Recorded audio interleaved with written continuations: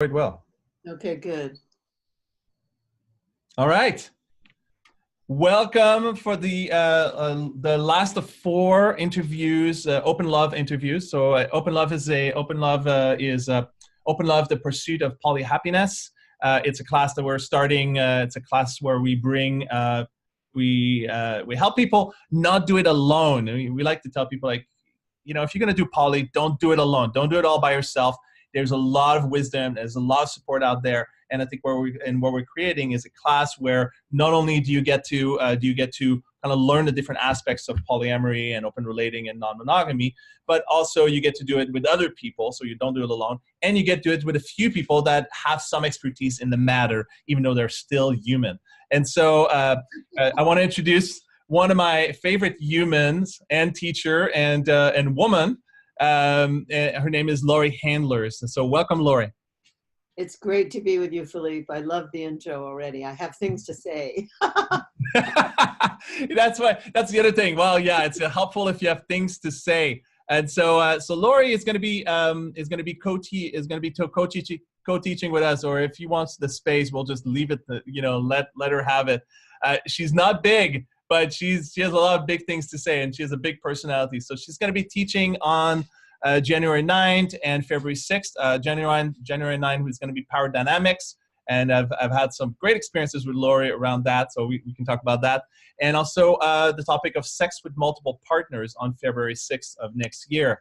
So if you come and join us, there will likely be also some bonus some bonus material for the class. Class is 14 weeks, but in between we might do some sort of like open conversations with some of the teachers that obviously have a lot more to say than what can fit in 2 hours. So Laurie, tell us a little bit about yourself, where you're from. I know you're from New York, but I know you have more to say about that. And also, how did you get started down the path of open relating? Yeah, good. So a couple of things. I'm really glad you called it open relating for me, because polyamory, when I first heard about it, I thought it was polyagony. Like just, and I also said I didn't want to label myself anything. Like I didn't want to call myself monogamy, polyamory. I didn't want to call myself anything that sounded like too big to deal with. So open relating feels comfortable to me. I'm just going to say that. I am from New York originally, but I live currently in Phoenix, Arizona. I cashed in snow and raking leaves and lots of things coming down from the sky for like blue skies most of the time. So I'm happy in Arizona, and life is good. How I got started, I had this awakening, I guess in around 2004 or 5, where I said to myself, I had been a serial monogamist like my whole life. Like I went from one relationship to the next, to the next, to the next, to the next, and it was always one and like that. And I've never married. I never wanted to do that. I told you earlier, I would look over in bed with the person I was with and I go, like, I can't see myself another 30 years, 40 years with this person. I'm bored. I couldn't stay. And I didn't know there were any options. There were certainly none when I was growing up. Nobody had multiple partners. So, but I said to myself, I'm not doing this again. I'm not investing 5.5, 6, 7 years with one person only to find out it doesn't necessarily work out at the end, and then having to start all over again, and starving sometimes in between, like starving for attention, starving for oxytocin, things I didn't even know what that was then. Mm-hmm. So I just said, I'm not doing this anymore. I'm not doing this again. I'm doing something different. And Deborah Anapol was a very good friend of mine, Deborah Taj Anapol. Yeah, she wrote one of the original books, right? She wrote the book, I think it was called More Love. Then she wrote Polyamory for the 21st Century. And then she wrote another one on it. So she has like 3 books that cover the subject. And she didn't make up the term polyamory, but she's associated with it. And I would tell her about my life, and she would say, sounds like polyamory to me. And I would go, I don't want to be called that. I would say, but she'd say to me, but you have multiple partners. So for the last 10 plus years, maybe 15 years, I have had multiple partners that I relate to. multiple lovers. And I just say that I open relate. I don't call it anything else, Mhm.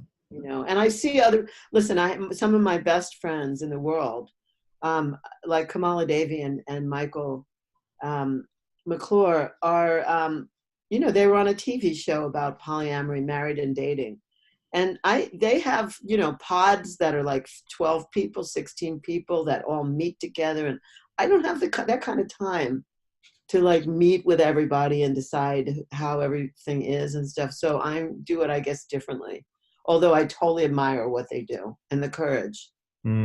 That's beautiful. So yeah, let's talk a little bit more about that. Sex with multiple partners. How do you make that happen? And you know, I want to say, as somebody who's been around the block for a little bit longer than me, it's always fun to chat with you because you know, I have something to look forward to.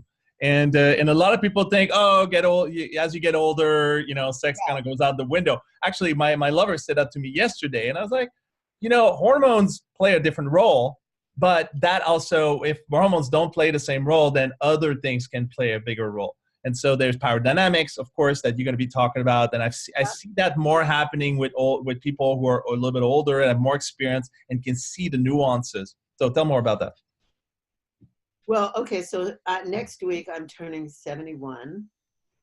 And like I'm saying that because I'm 71 years on the planet. And so I've been around the block a few times and I've learned some things. And, you know, I've maintained myself. I'm not walking with a cane. I'm not like, I haven't let my body go. I do take bioidentical hormones. I give my hormones help because not only does my sexuality need the hormones, but my brain needs the hormones. Mm-hmm. And so, yeah, so that's one of the things that I do. And, you know, I'm just going to stick this in. You know that I'm an immortalist. I'm into like living in this body forever. So I plan to be having sex for, you know, if I'm alive for 500 years, I'm going to be having sex all those years. Mm-hmm. Now, how do you negotiate sex with multiple partners? First of all, you have to feel good enough about yourself. Like a lot of people who turn between 50 and 60, women in particular, but a lot of men that I meet too, they think that they're over the hill. They think they can't meet anybody. There is a factor where as we're older, like I have experienced in certain crowds being ignored, like passed over, like I'm not there, like because I'm not 35 and I'm not wearing the shortest skirt in the room or something weird. Yeah, Like you're not sexual partner material anymore. That's the interpretation, or there's a bias. Yeah, and I want to put an end to that, like right here on this live, which is to say, I'm hotter than I've ever been in my whole life because I'm freer. I don't care what people think about me.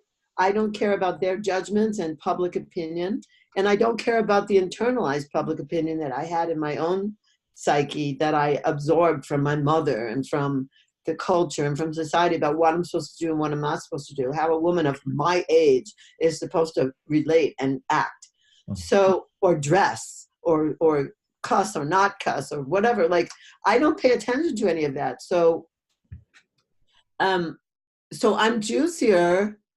Like when I turned 60, I realized that I was juicier than I was when I was 35. I realized that I had way more. I could communicate what I like, what I don't like. I could communicate the things I want to explore, like power dynamics. I never explored that before. I can communicate, oh, could you go a little more to the left or a little more to the right? Like that felt so good. And when I was younger, girls weren't supposed to talk about sex or like anything because it would mean they were a slut. So I was slut shamed for being precocious. And so I learned to keep my mouth shut, you know, and not talk about it and let boys and then men direct what was happening. But I don't do that anymore. Like I say what I like, I say what I want, I say what I want to explore, I say what I want to experience. And like my body is really the body of the goddess. Like I have more pleasure than I've ever had in my whole life. So I don't want anyone to give up because of a number that they turned or because hormones are playing funny things with them. So what? Mm-hmm. It can all be corrected. It can all be worked with. It can all, I mean, there is no reason for people to lose their juice. Yeah, I'm seeing when I look out there, I'm seeing this sort of interpretation that that in a way, it's almost like insecurity and lack of experience is hotter than the opposite. Yeah, no. Yeah, well, right. You know, when I used to, I'm not on a dating site, but when I used to be on a dating site, one of the things I used to ask a potential partner, one of the first questions I would ask is, are you the kind of man that gets an erection over rescuing a damsel in distress? Mm. And if they would say yes to that, I would say, I'm not your girl. Mm. We're not Yeah. going to go out. I don't need rescuing. I am not a damsel in distress. I am a very clear person. Like, I know my likes and my dislikes. I know what I want, and I'm never going to be in distress. I don't need rescuing. So I know that you'll leave me over that, because you'll see an insecure person who looks like she needs fixing, and you'll get a hard penis over that, and you'll leave me for her. And so I'm not even trying you out. Yeah, and I love what you're saying, because I think it's really what you're driving to is with experience and with practice with multiple partners, of course. The experience that's gained leads towards a sense of security, and that sense of security is a form of freedom, or leads to freedom, which then allows for a greater diversity of experiences. Totally. And engagements. So if I were meeting up with somebody, I would say, by the way, right now I have a partner. I have a partner who's like a regular partner in my life, and we both are into open relating and being sovereign, like being sovereign beings. Like, he hates if I call him my boyfriend. He thinks that's an immature, stupid term, so he wants to be called my partner, and so we call each other partners. And if I were to have sex with another person, which I do occasionally, I have a safer sex conversation. In the safer sex conversation, thank you, Reed Mahelko.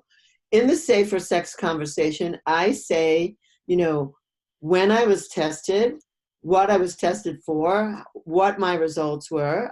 I then say my sexual preference, what my relationship status, and I also ask and share, what would having sex mean to you? This is what it would mean to me. This is what I would like. I'd like a text the next day. I'd like a call the next day. I'd like to make sure that we speak to each other a few times a year. I wouldn't even act without that. And what are my boundaries? Where won't I go? Like, I have a boundary about like deep kissing. Like, I don't want to really deep kiss anybody, and I don't want him to really deep kiss anybody. I already broke that agreement. I just have to say, like, that's a hard agreement to keep. But I broke it once, and my partner said to me, well, you broke it with somebody who you really love and who loves you really. So who you love, like, beyond relating, you love this person. He's totally in your life. So what? So it made sense. Yeah, and I said, I know, but I made the agreement.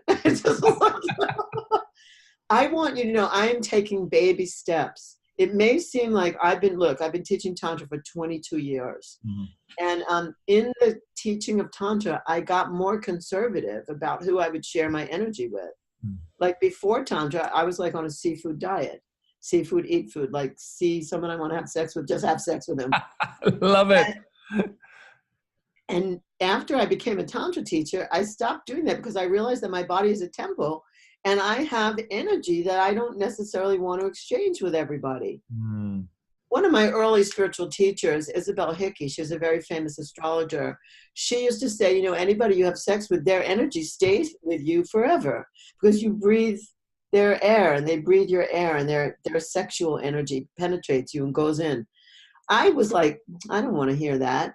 I didn't subscribe to that, and now I do subscribe to that. So I'm very picky about who I share energy with. Yeah, and I think it makes sense too. I like to draw things to their logical conclusion. I mean, the more lovers you have, the less time you have with each of them, and the less time you have with each of them, the less you can really attend to what's going on for them, and the least they can attend to what's going on for you. And so the connection becomes thinner and thinner and more spread out over multiple people. And it makes it difficult to have the kind of connection that supports our emotional health and even our physical health. I mean, if you look at it from the potential to get STDs and that sort of thing. Yeah. Well, I don't know. For me, it's not even about, it's not about that kind of quality. I mean, there's people that have been my lover, once or twice, who I love dearly and who like live in another part of the world or in another state in the United States. But from time to time, we check in and we just acknowledge our love. Mm-hmm. And whether we're going to see each other again and get physical, I don't know. I don't actually care. I just don't have time for drama. That's for me the big key. So I don't want I don't want drama in my primary relationship, and I don't want drama too much with other people. I don't have time for that. My life with ISTA and with my own school butterfly workshops it's too full to be processing all the time. So I'm very, very careful about who I interact with, that they're not going to add drama to my life. And I do occasionally have somebody fly in to see me for 3 days or something, and that's like it's a real bonus and a real pleasure. To have my partner Michael says, my primary partner Michael says, everybody needs a little strange from time to time. Nice. And then he goes on to say, strange could be strange, a new person, or strange could be strange with the same person. Mm-hmm. And I like that. I like the permission in that to explore. Yeah, and one of the things I love about polyamory or open relationship or non-monogamy is most people think, oh, not one person can't meet all of your needs. But what I like about it is that with each person I connect with, a new version of me rises up to meet them. It's kind of like you dance with a new person. You're like, wow, I've never danced that way before. And that's because of the engagement calling something different. And so there's something really valuable for me in having multiple partners, whether romantically or sexually. There are things that I learn about myself, and then I learn in the engagement with them that sort of enriches me. Yes, I can completely get that. Totally. We learn new things about ourselves, and we learn just all kinds of new things. So I had an engagement with you recently, when we were at a meeting in Israel, and we played a little bit in power dynamics. And you had a lot of boundaries. You said, I'm not going to do, I can't do this, I can't do this, I can't do this, I won't do this, I won't do this. This is within my relationship boundaries. And I said, great, I wanted to do a power exchange with you. I wanted to be the sub. Mm-hmm. I wanted you to be the dom. That's how we met. Yes, so it's like part 2 of our engagement. We met at the Hawaii Tantra Festival 4 years ago. Mm-hmm. And you were doing a workshop on BDSM. It was very gentle. I wanted to be your spanking demo, but you picked me for hair pulling. Now I had more hair than I have now. but I used to make up about BDSM and power exchange that people who did that were numb, and that's why they were getting spanked, and I made up a whole story about it. I mean, it can be. It can be possible. But I couldn't understand why anybody would like that stuff. And then I teamed up with Om Rupani. I came to your workshop, and then Om and I teamed up, and we started teaching around the world. And I learned so much. And the things that I learned in our teaching Tantra meets BDSM together, what I found out was I could take some things from kink and put them into my regular, I want to call it everyday lovemaking, which mine is not. My lovemaking is extraordinary. It isn't like everyday. There's nothing ordinary about your extraordinary lovemaking. It isn't plain, but it isn't plain at all. There's no vanilla about it. But when I brought kink into it, it took what I thought was a 10 and made it a 20, or it made 10 rise up. Like, my experiences became hotter than hot. And my experience with you, we didn't have any sexual exchange, you and I. We just did. I asked you to growl at me and to do animal stuff. And we did that for all of 15 minutes, and it was completely satisfying and hot. Yeah. And I came home and I said to my partner, wait till I tell you what I did in Israel with Philippe. And he growled and he bit a little bit, and we had like, and so he said to me, okay, great, don't do that to me. I said, okay, but you do that to me. It was so exciting. That was great. That's great that you could say that too. But I mean, when my partners are like, my lover says, I don't want to do that, I'm like, oh, thank you so much for telling me. Like I have so much openness to knowing what she doesn't want to do, so I never step in that direction. Right, right. So I just said to him, okay, fine, but I liked it. I had such a great time with it. Mm-hmm. So about power dynamics, just a little bit, like I like both. Like I could dom and I can sub. I like both. I dominate everything in my life. So when I'm with somebody I really can trust, then I don't mind being the receiver of their dominance, because I actually like it a lot, because I could relax. I could go into what's called subspace, and I don't have to make any decisions. Yeah. We negotiated the whole thing in advance, so I could just like go and be taken on a ride that if I could possibly take myself there, I would, but I can't surrender to myself. Right. Yeah.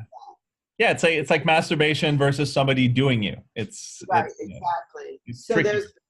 so I've taken my place in self-pleasuring. I've taken myself to very far so that I could tell someone what I really like. But there's still something about receiving or having someone take from me in the wheel of consent, like take from me in a way that I feel ravished. It takes you someplace, right? And we could do that in 15 minutes. Yeah. I mean, that's like a quickie, but it's like a different kind of a quickie. Mm-hmm. It's a power exchange that leaves me feeling like totally refreshed and restored. Like I just went somewhere that I couldn't go by myself. You know, it kind of reminds me of I had this image in my head of like somebody taking you to like some part of the forest that you've never been because you didn't even know was there, or you didn't even know how to get there, or maybe you couldn't because it was just you. So And there's I wouldn't dare go there by myself. Right. yeah, there's a richness and a diversity there's a there's a novelty and a discovery and an exploration that comes along with being taken someplace versus taking yourself, even if it's in the same area. Exactly. So that's what I like about power exchange. Mm-hmm. I'm happy to dominate. I've dominated some people in my recent experience where they've had complete breakthroughs. I've helped someone de-armor his heart by hitting him, and who would ever hit? Oh, I mean, yeah, you told me about that. you know, I've experienced some very powerful things in power exchange play that I never thought possible, because I was so staunch about tantra and about emotional release. I didn't even equate that to BDSM, and now my eyes are open and they're never going to close again about it. So Yeah. it's fun play, and certainly that requires a whole nother set of negotiations about boundaries and consent and what's possible and not being hurt or wanting to be hurt or whatever. I don't want to be hurt, so Yeah. I'm not one of those people. I don't want to leave anywhere with bruises and things like that. That's like not my scene. But I understand that people really get off to that, and I've seen it. So Yeah, and from a sort of an erotic theme from the book by Jack Moran, the erotic theme. I think there's a huge amount of exploration and discovery that can happen with power exchange. And I also want to say real quick that some people are going to say, oh well, power play is not sex and kissing is not sex, and like where does it become what's the intersection between that and open relating? And the way I see it is, there are things that you reserve. I think you mentioned that a little bit with deep kissing. There are things you reserve to certain partners, and right. and outside of that, you can still engage in a way that is intimate. As much as it could be like an intimate conversation around a coffee table, but it could be that or a spanking session. Exactly. I just had somebody whisper to me, somebody who has a French accent, a little more French than you have, who whispered to me just in my ear, and it was just so exciting. I said, could we have like 5-minute exchange where you just like whisper to me Mm. and say things that I don't understand in French? And I Shout. answered in French. I said, I don't know, but yes, in French.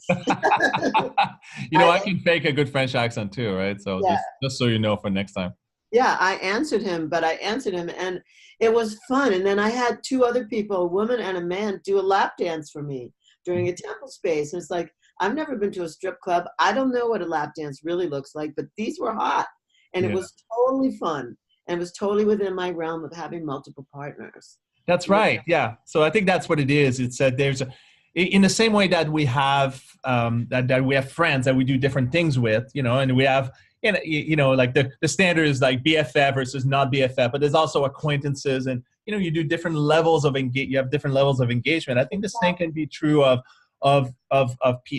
people, you know, that you, for whatever reason, what you might call different things. So it could be lover, it could be friend, it could be partner, it could be girlfriend, and for each of those, whatever the label is, there's a different way that you can or is okay to engage with that respects the boundaries and the and respects everybody around you, whatever that is. Exactly. So that's where it is. That's where it is. And then, you know, negotiating. I mean, I've been to hedonism resort 7 times. I've taken people there. And I mean, I meet people, and some people invite me. You know, I'm not a swinger, even though it's known as a swingers resort. I occasionally meet someone there, and we have a conversation. You know, this is where I'm at. I have a partner at home. My partner's not here. It's okay with me to do anything, but I may not do anything. And by the way, if I engage with you, I just learned this from Monique Darling. If I engage with you, I may only engage with you this one time, and I may never engage with you again. How does that work for you? Is that within your rules? Is that within your boundaries? That's might be all I want to do. And Yeah. then I have other qualifications, so I do want to say this. Because I'm an immortalist, I wouldn't have sex with somebody who thinks I'm crazy and really thinks that I should die, or because everyone else does or whatever. So I don't want anybody putting death into my body through sex. Wow. It's so I have to vet partners very carefully. I want people who can communicate really well. I don't want like the strong silent type. I don't like I want people who like talk a lot Yeah. and like tell me things, and when I ask questions they give me the answers. I Mm. don't want to engage with people who really think that my life or anything about what I do is crazy. I can't relate to them. I'm not trying to convert anybody, and I don't want to teach in bed. Right. So partners have to be somewhat vetted. They have to have some kind of common experience. Yeah, what I'm hearing you say as you speak this is like you have standards, and you advocate for those or needs around, you know, standard levels, and you advocate for those, and you're it's like your cup is full, that you don't want to fill it up with more things that don't matter or that are Exactly. not up to par. And yet the other day, I listened to your interview with Sprout, and I stand for the same thing that he stands for. I mean, I serve love and freedom on the planet. Love, freedom, and sovereignty. So it's like I free to love, and I'm sovereign. This is mine. And Mm, I get to rule and say what I do and who I engage with. mm.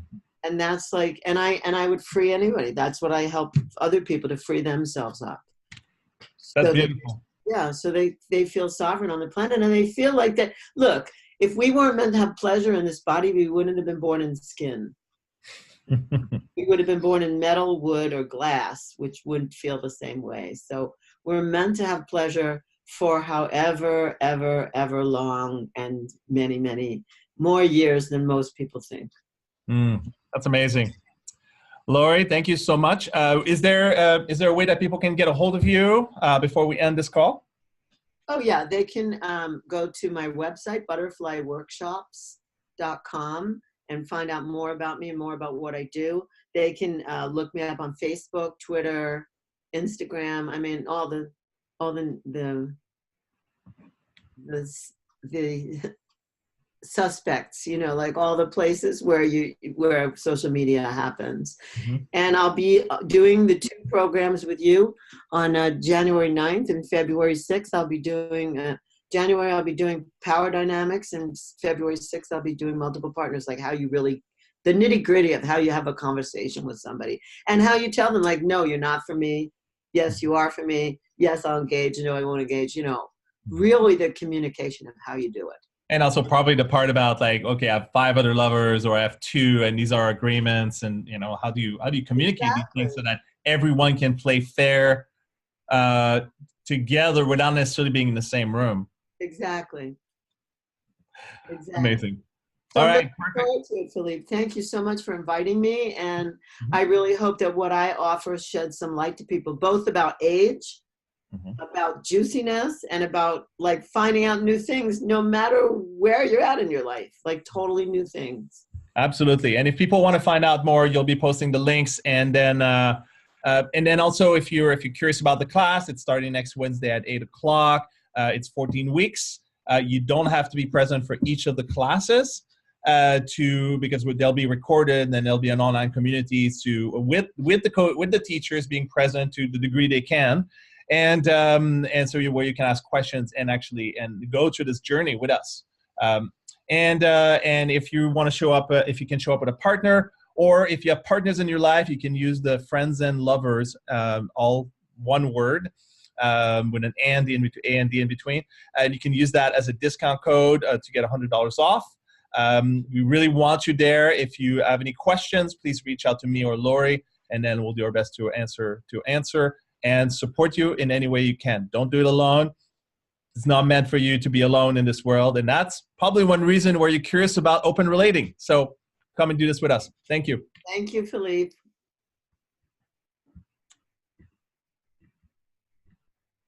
Okay, I stopped the live stream.